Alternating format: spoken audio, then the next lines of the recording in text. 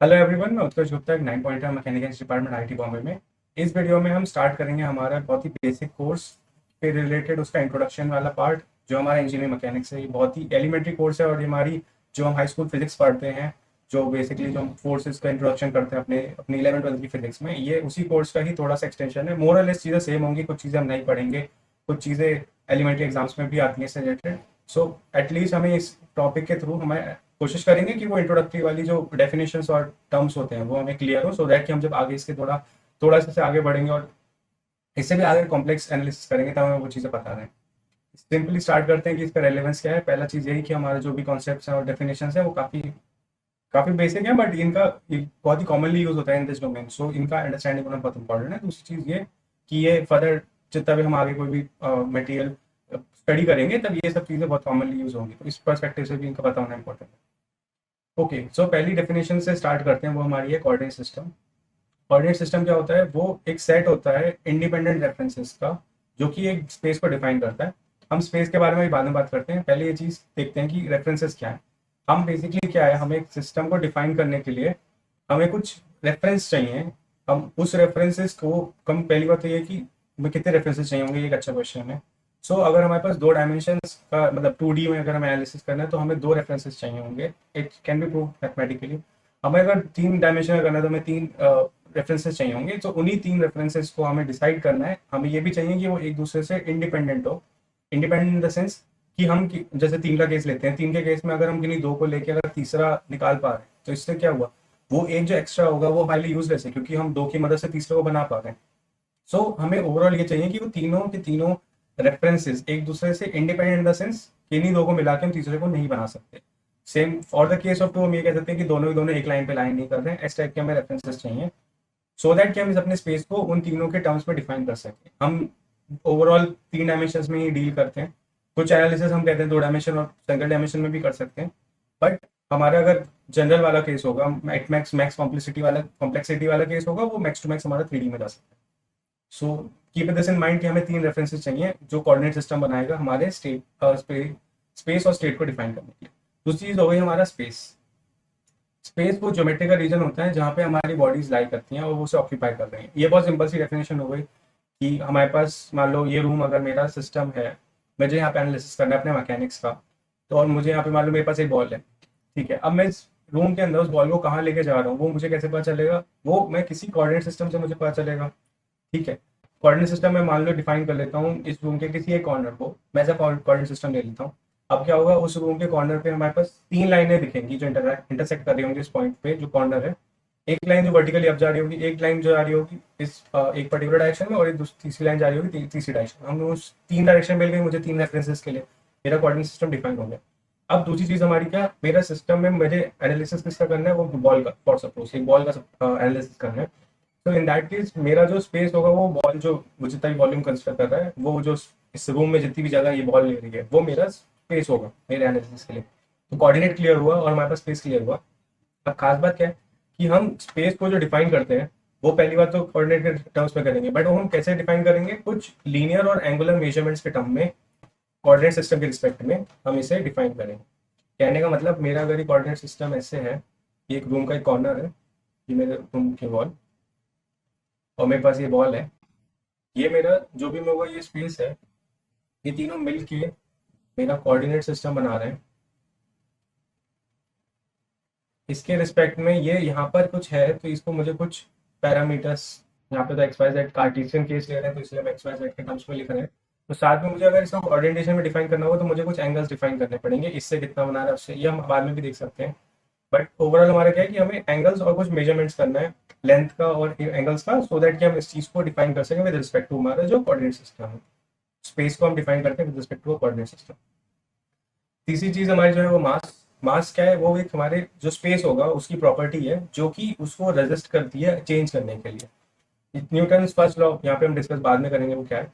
अगर हमें पता है तो न्यूटन का फर्स्ट लॉ ये कहता है कि कोई भी बॉडी जो है अपने चेंज को रेजिस्ट करता है।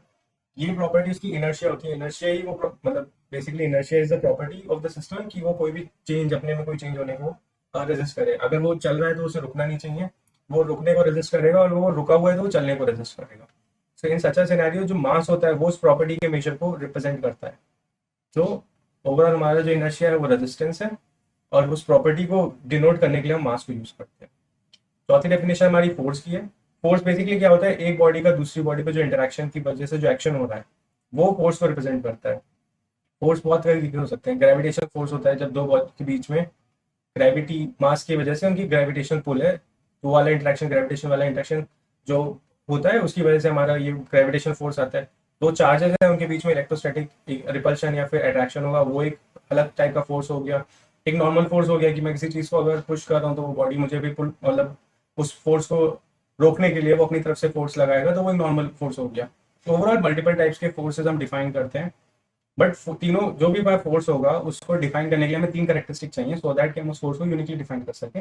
पहला चीज क्या है, उसका मैग्नीट्यूड, फोर्स का मैग्नीट्यूड। क्योंकि एक चीज है कि फोर्स एक वेक्टर होता है, जो हम अभी जस्ट आगे ही देखने वाले हैं कि वेक्टर का मीनिंग क्या है। बट फोर्स को डिफाइन करने के लिए मैग्नीट्यूड तो वैसे भी चाहिए होगा कि मैं कितना अमाउंट ऑफ फोर्स लगा रहा हूँ, वो उसका मैग्नीट्यूड डिफाइन करेगा। दूसरी चीज क्या होगी, उसकी डायरेक्शन। डायरेक्शन की मैं किस डायरेक्शन में उसकी तरफ, मतलब किस जगह ओरिएंटेशन में मैं उसे अपना फोर्स को अप्लाई कर रहा हूँ। तीसरा चीज की वो कहाँ अप्लाई कर रहा हूँ। ये इसी का एग्जांपल ही ले लो, दो ऑब्जेक्ट्स का। ये दोनों ऑब्जेक्ट्स हैं, इनके ऊपर मान लो कुछ फोर्सेस लग रहे हैं एक दूसरे की वजह से, तो ये जो फोर्स लग रहा होगा एफ, पहली बात तो इसका मैग्नीट्यूड मैं यहाँ पे ड्रॉ कर रहा हूँ, तो जो लेंथ होगी मैं उसको रिप्रेजेंट कर रहा हूँ कि उतना ही उसका, उसी प्रपोर्शन में उतना फोर्स लग रहा होगा। डायरेक्शन मैंने दिखाई थी क्योंकि दो ऑब्जेक्ट्स के बीच में है, तो मैंने उन दोनों को जो लाइन ज्वाइन करी है उस पर वो उस लाइन के थ्रू वो फोर्स लग रहा है। और पॉइंट ऑफ एप्लीकेशन क्या है, एक ऑब्जेक्ट का मैं मान लो जो सेंटर होता है उस पर ले रहा हूँ उस फोर्सेस को, तो वो इस लाइन ऑफ एक्शन उसका और पॉइंट ऑफ एक्शन दोनों को हमें पता है। ओवरऑल हमारे पास तीन चीज़ें, तो हमने फोर्स को डिफाइन कर दिया। ठीक है, अगली चीज़ हमारा पार्टिकल। पार्टिकल क्या होता है, वो बॉडी जिसका जो डायमेंशन हो वो नेग्लिजिबल हो। नेग्लिजिबल किसी के रिस्पेक्ट में, या फिर ये मान लो कि एब्सोल्यूट टर्म्स में भी कि उसकी डायमेंशन इतनी छोटी है कि हम वो मतलब हम उसे मेजर नहीं कर सकते। बट ये एक तरह से आइडियलाइजेशन या अप्रॉक्सीमेशन है। कोई भी ऑब्जेक्ट हम ऐसे तो नहीं हो सकता कि वो एक पॉइंट पे ही हो। पॉइंट को जो मैथमेटिकली जैसे डिफाइन किया था उसकी भी कोई डायमेंशन नहीं थी, यहाँ पे पार्टिकल को भी हम ऐसा डिफाइन करते हैं just like a point. Overall हमारा गोल क्या होता है कि हम पार्टिकल जब कंसिडर कर रहे हैं किसी चीज़ को, तो उसका जो मास होता है वो हम एज्यूम करते हैं कि वो उसी पार्टिकल पे ही लाई कर रहा है, सारा का सारा उसी कंसंट्रेटेड है। जो भी मास हम कंसिडर करेंगे वो जस्ट एक पॉइंट के ऊपर है। ये तभी ज़्यादा अच्छी एजम्पशन है जब हमारे डायमेंशन का कोई यूज़ नहीं है। कहने का मतलब स्केल पे डिपेंड करता है कि, और ये भी कि हमें डायमेंशन उसमें अपने एनालिसिस में लेना है नहीं लेना। फॉर एग्जाम्पल अगर मैं कंसिडर करूँ अगेन बॉल, बॉल का केस अगर मैं लूँ और मेरा वो एनालिसिस बहुत छोटे स्केल पे है, लाइक दो बॉल्स आपस में टकरा रही हैं, और या फिर मान लो कि काफ़ी बड़े लेवल पे अगर मैं उस बॉल को मूव कर रहा हूँ सेटेलाइट के थ्रू, अगर मैं देख रहा हूँ उस बॉल को, उसको मैं कैसे थ्रो कर रहा हूँ सेटेलाइट के रिस्पेक्ट में, वो चीज़ बहुत छोटी होगी, तो हम उसे एज अ पॉइंट कंसिडर कर सकते हैं, हम उसे मास को मान सकते हैं कंसंट्रेटेड है। ओवरऑल भी कई सारे एनालिसिस में भी हम एक छोटे लेवल, मतलब even with in this room के डायमेंशन में भी मैं उसे बॉल को एज अ पॉइंट कंसिडर कर सकता हूँ by taking some proper approximation. So overall यहाँ पर डिपेंड करता है कि हम किस टाइप के अप्रोक्सीमेशन ले रहे हैं, अपने अपने एनालिसिस को कितना ज़्यादा आइडियलाइज कर रहे हैं, उस हिसाब से हम ये पॉइंट वाली और पार्टिकल वाली assumption को वैलिडेट कर सकते हैं। अपना अगला चीज़ है रिजिड बॉडी। रिजिड बॉडी एक ऐसी बॉडी है जिसके अंदर जो दो पॉइंट्स हैं उनके बीच की डिस्टेंस चेंज नहीं हो रही। सो मान लो ये पूरी बॉडी है, ये बॉडी को मैं कितने भी फोर्स लगाऊं, कुछ भी करूं, उसे ट्रांसलेट करूं, रोटेट करूं, जो भी चीज़ करूं, अगर मैं इसमें एक पॉइंट लूँ ए और एक पॉइंट लूँ बी, इन दोनों के बीच में जो भी डिस्टेंस होगी मैं उसे ले लूँ एल ए बी। ये एल ए बी मेरे इसके ट्रांसलेशन और रोटेशन के बाद भी, अगर ये बॉडी, ये शेप थोड़ा अलग है, मतलब शेप पे मत जाओ क्योंकि वो काफ़ी सेम ड्रॉ नहीं हुआ, बट अगर ये दो ऑब्जेक्ट्स, ये कोई भी दो रैंड, ये जो दो मैंने पॉइंट्स लिए थे शुरुआत में, इन दोनों के बीच की डिस्टेंस अगर अभी भी एल ए बी है तो मैं इसे रिजिड बॉडी ले सकता हूँ। Rigid body approximation is a good approximation for our analysis, क्योंकि पहली बात तो कोई भी ऑब्जेक्ट रिजिड बॉडी नहीं होती है, हर रियल मटेरियल में कुछ ना कुछ डिफॉर्मेशन होता है।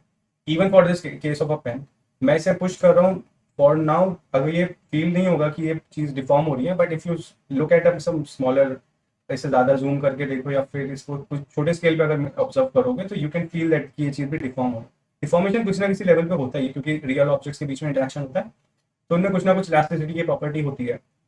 कुछ मटेरियल होते हैं जिनकी इलास्टिसिटी प्रॉपर्टी बहुत कम होती है, इस वजह से उसमें डिफॉर्मेशन 10 to 0 होता है, बट स्टिल हर ऑब्जेक्ट के अंदर डिफॉर्मेशन होता है। Rubber band is the best example, उसमें काफ़ी ज़्यादा स्केल पे डिफॉर्मेशन होता है, तो हम उसे रिजिड नहीं ले सकते। But for most of my analysis मैं इस पेन को तो एटलीस्ट रिजिड बॉडी कंसिडर कर सकता हूँ कि अगर मैं उस डिफॉर्मेशन को नेग्लिजिबल, मेरे अगर ओवरऑल जो चीज़ें जिस स्केल पे चीज़ें हो रही हैं अगर वो सब इसका ट्रांसलेशन अगर सेंटीमीटर के स्केल पे हो रहा है और इसका डिफॉर्मेशन कुछ नैनोमीटर्स में है, तो nanometres doesn't make sense respect to this millimetres. So मैं उस रिस्पेक्ट में इसको डिफॉर्मेशन वाले केस को निगलेक्ट कर सकता हूँ। ये डिपेंड करता है कि स्केल पे एनालाइज कर रहे हैं और वो कितना फर्क पड़ रहा है। तो हम डिफॉर्मेबल ऑब्जेक्ट्स का अलग एनालिसिस होता है जो हम यहाँ पे अभी तो नहीं देख रहे हैं। हमारे बेसिक एनालिसिस में हम रिजिड बॉडी कंसिडर करके करते हैं क्योंकि एनालिसिस करना इसी एक नई प्रॉपर्टी हम डिफाइन कर रहे हैं वो होता है स्केलर्स। स्केलर्स ऐसी क्वांटिटी होती हैं जो हमने बहुत बचपन से डील करी होती हैं, और स्केलर्स की खास बात क्या होती है, इनके अंदर सिर्फ मैग्नीट्यूड होता है। स्केलर्स सच अ प्रॉपर्टी जिनके अंदर सिर्फ मैग्नीट्यूड हो। इसका कुछ सिंपल से एग्जांपल जैसे हमारी स्पीड है, वॉल्यूम है, मास है और टाइम है। मतलब हम मास को एज अ प्रॉपर्टी जो भी है ऑब्जेक्ट की प्रॉपर्टी है मास, मैं उसको सिर्फ मैग्नीट्यूड के टर्म्स में डिफाइन करता हूँ। ये 10 kg है, 20 kg है, कुछ ग्राम्स में या फिर मिलीग्राम्स के टर्म्स में, दैट्स इट। स्पीड क्या है, अगर कोई ऑब्जेक्ट यहाँ से उठ के दूसरी जगह गया तो मैं उसके से जो स्पीड मेजर कर रहा हूँ वो क्या होता है, average distance total distance upon total time होता है। हम यहाँ पे ये कंसिडर नहीं करते कि वो ऑब्जेक्ट किस तरह से गया था।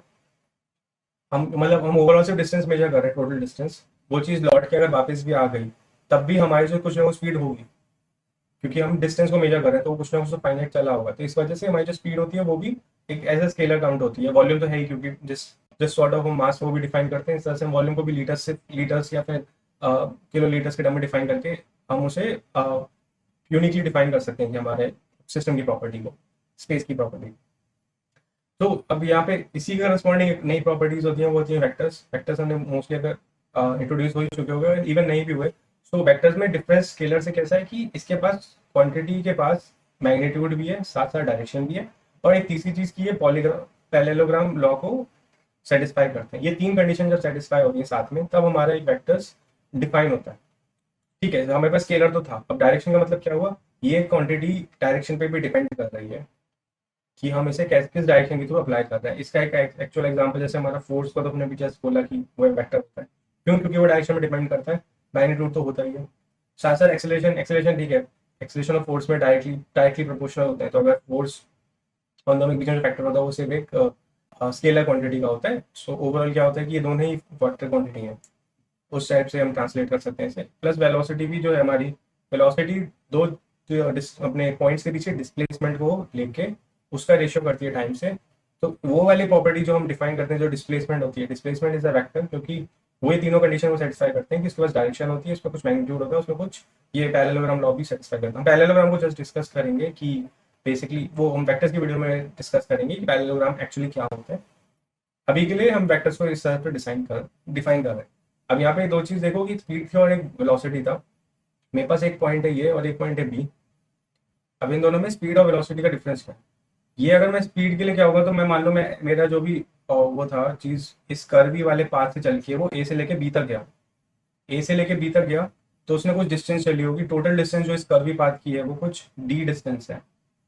तो उसने जो भी स्पीड होगी वो मैं से बी से, छोटे बी से डिफाइन कर रहा हूँ, वो डिस्टेंस और जितना उसने टाइम कवर किया वो डिस्टेंस बाय टाइम है। बट ओवरऑल ए और बी को उससे पहुंचने के लिए अगर मैं ए से बी को डायरेक्टली ज्वाइन कर दूं, शॉर्टेस्ट पाथ क्या होता है, ए से बी तक डायरेक्टली जाना ना।